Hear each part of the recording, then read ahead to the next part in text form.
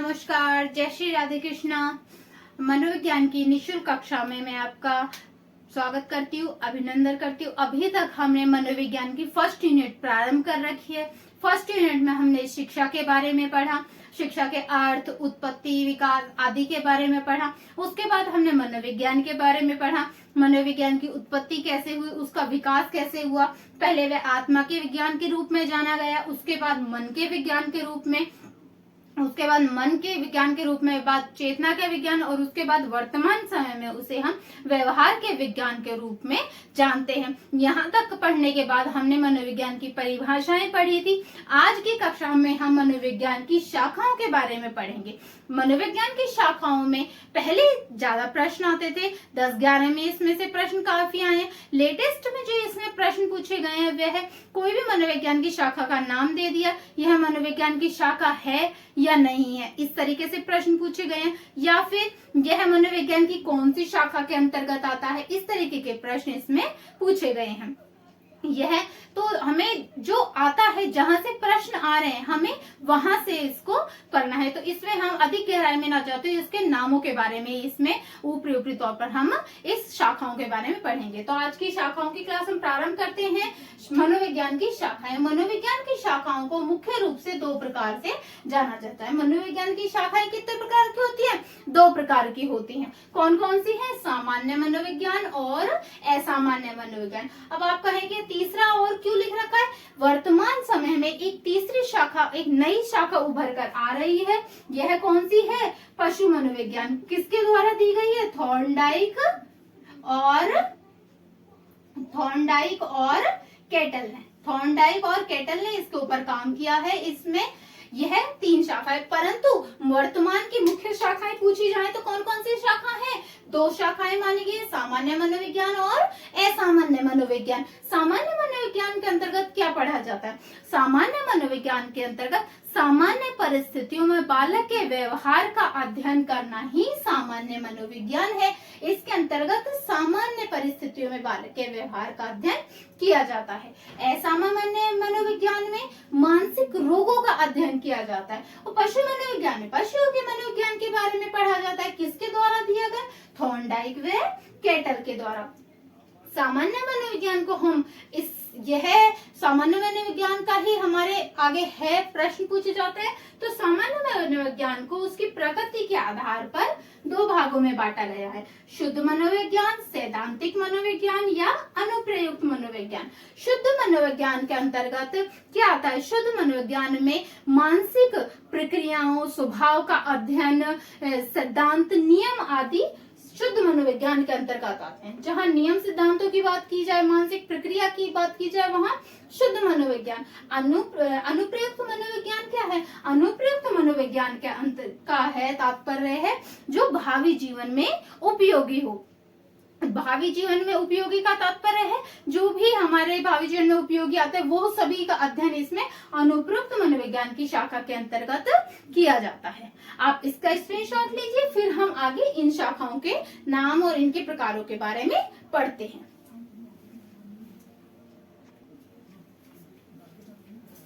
देखिए, अब सामान्य मनोविज्ञान की हमने लास्ट स्लाइड में हमने क्या किया था? उसके 2 भाग करे थे। कौन कौन से? शुद्ध मनोविज्ञान और अनुप्रयुक्त मनोविज्ञान। अब इन्हीं के अंतर्गत कौन कौन सी मनोविज्ञान आती हैं? शुद्ध मनोविज्ञान के अंतर्गत दैहिक मनोविज्ञान, परामनोविज्ञान, बाल मनोविज्ञान, विकासात्मक मनोविज्ञान, प्रायोगिक मनोविज्ञान और वैयक्तिक मनोविज्ञान। 2-3 नाम और हैं, वो अगले स्लाइड में मैं आपको बताऊंगी। अनुप्रयुक्त मनोविज्ञान भावी जीवन में उपयोगी। अनुप्रयुक्त मनोविज्ञान के अंतर्गत क्या आता है? शिक्षा मनोविज्ञान, औद्योगिक मनोविज्ञान, सैन्य मनोविज्ञान, नैदानिक मनोविज्ञान, खेल मनोविज्ञान, विधि मनोविज्ञान और अपराध मनोविज्ञान। अब इनके हमें नाम याद होने चाहिए कि शुद्ध मनोविज्ञान के अंतर्गत क्या आता है।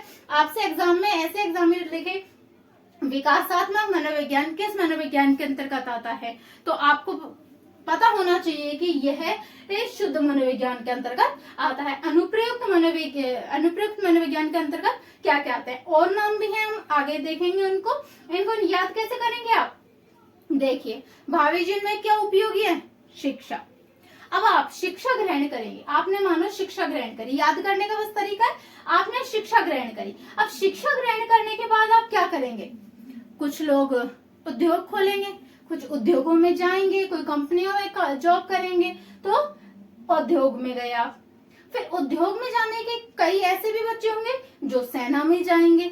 उद्योग और सेना में जाने के बाद मान लो कोई समस्या हुई, उसका समाधान खोजने के लिए फिर हमें क्या जाएगा, सेना को हमें क्या देगी, कोई भी समस्या हुई तो परामर्श, तो परामर्श दे दिया, यहाँ तक समाधान हो गया। फिर खेलकूद, अब खेलकूद में मान लो कोई समस्या हुई, कोई लड़ाई झगड़ा हो गया किसी का खेलकूद में, तो हमें किस चीज की जरूरत पड़ेगी, विधि यानी कानून की जरूरत पड़ेगी। कब जरूरत पड़ेगी, मान लो कोई अपराध हो गया, शिक्षा ग्रहण करी तो हम उद्योग में गए, कुछ बच्चे सेना में गए, सेना में जाने के बाद उन्होंने हमें क्या दिया, परामर्श दिया कि बच्चों को खेल कूद में भी लगाना चाहिए, तो हमने खेल में लगाया।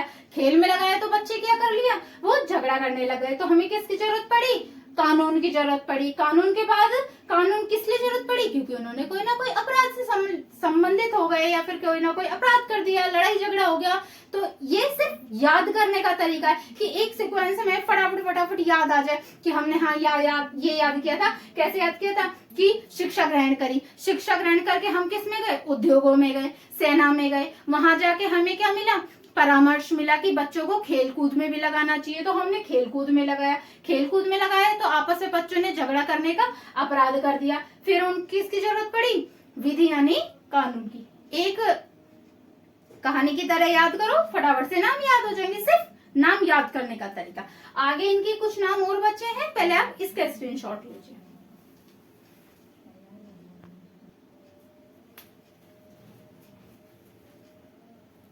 देखिए अभी हमने इनके और शुद्ध मनोविज्ञान और अनुप्रयुक्त मनोविज्ञान के पढ़ा था, उसके आगे के ही जो इनके भाग है उनके बारे में पढ़ेंगे। अनुप्रयुक्त मनोविज्ञान में क्या आता है, अभियांत्रिकी मनोविज्ञान और उपभोक्ता, जिसमें उपभोक्ताओं की समस्या वगैरह के बारे में पढ़ा जाता है। उपभोक्ता मनोविज्ञान, ऐसे इनके नाम पूछे जाएंगे, अंदर से आपसे नहीं पूछा जाएगा।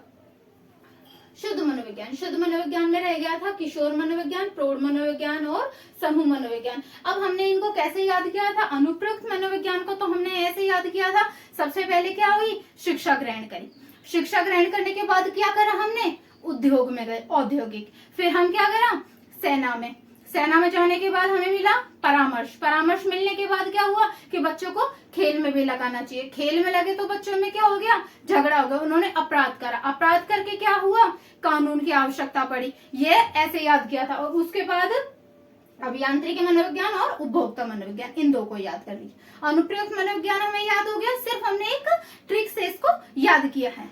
फिर नेक्स्ट में इसमें हमने क्या पढ़ा था, परामनोविज्ञान। परामनोविज्ञान के अंतर्गत क्या होता है, टेलीपैथी की बातें, भूत प्रेत के बारे में, ये जो भी ऐसी चीजें आती हैं, परब्रह्म वगैरह, इनके बारे में आता है, वो सब चीजें थोड़ी परामनोविज्ञान के अंतर्गत आ जाती हैं।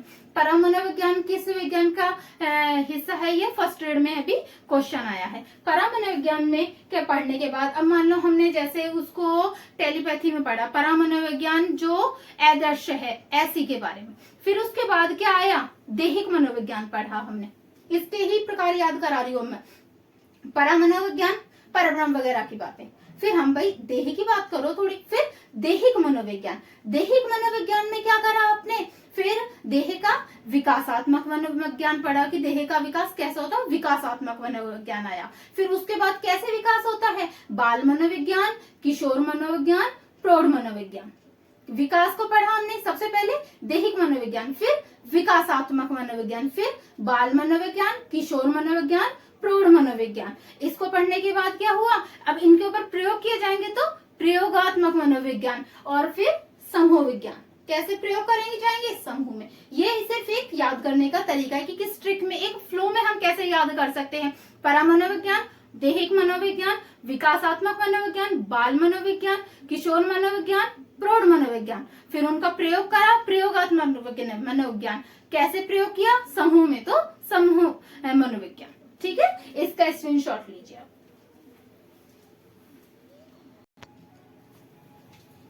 देखिए अब हम शिक्षा के बारे में पढ़ चुके हैं, मनोविज्ञान के अर्थ, उत्पत्ति, विकास, शाखाएं, इनके बारे में हम पढ़ चुके हैं। अब हम शिक्षा के, जैसे मैंने फर्स्ट क्लास में आपको बताया था कि हम पहले शिक्षा के बारे में पढ़ेंगे, फिर मनोविज्ञान के बारे में। जब इन दोनों के बारे में जब हम पढ़ लेंगे उसके बाद हम शिक्षा मनोविज्ञान पर पहुंचेंगे। तो अब हम शिक्षा मनोविज्ञान के बारे में पढ़ते हैं। शिक्षा मनोविज्ञान की उत्पत्ति कब से मानी गई है? 1900 ईस्वी से मानी गई है, परंतु इसे उस समय तक स्पष्ट एक विषय के रूप में नहीं पढ़ा जाता था। एक स्पष्ट व निश्चित विषय का रूप इसने कब धारण किया? 1920 ईस्वी से इसे एक स्पष्ट अलग विषय के रूप में पढ़ा जाने लगा।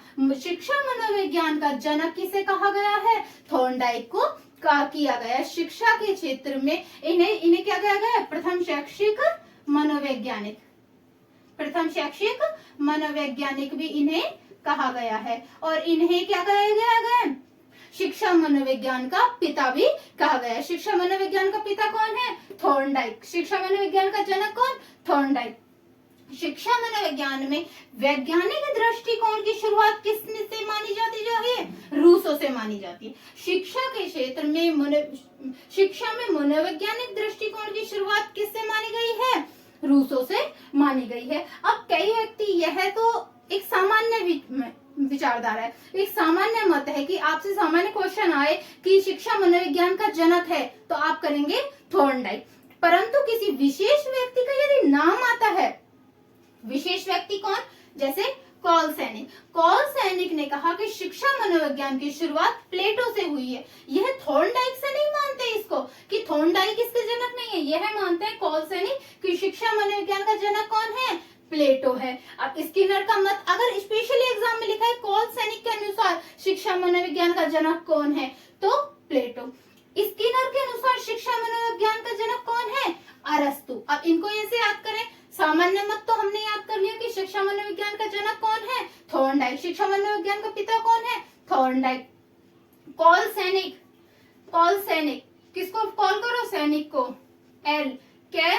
कॉल। इसके नाम में ही इसने जिसका नाम लिया उसका नाम है। कॉल सैनिक ने किसको कहा? इसने कहा प्लेटो को। स्किनर ने किसको कहा? स्किनर ने कहा अरस्तु को। इसमें भी रे और से है, इसमें भी रे और से है। स्किनर ने किसको कहा? अरस्तु को। कॉल सैनिक ने किसको कहा? प्लेटो को कहा। शिक्षा मनोविज्ञान में मनोवैज्ञानिक नियम व सिद्धांतों पर बल किसने दिया? पेस्टालोजी ने। इनके बिल्कुल एक सटीक प्रश्न आएंगे कि शिक्षा मनोविज्ञान का जनक किसे कहा जाता है? थॉर्नडाइक को। कॉल सैनिक के अनुसार प्लेटो को, स्किनर के अनुसार अरस्तु को। ठीक है, आप इसका स्क्रीनशॉट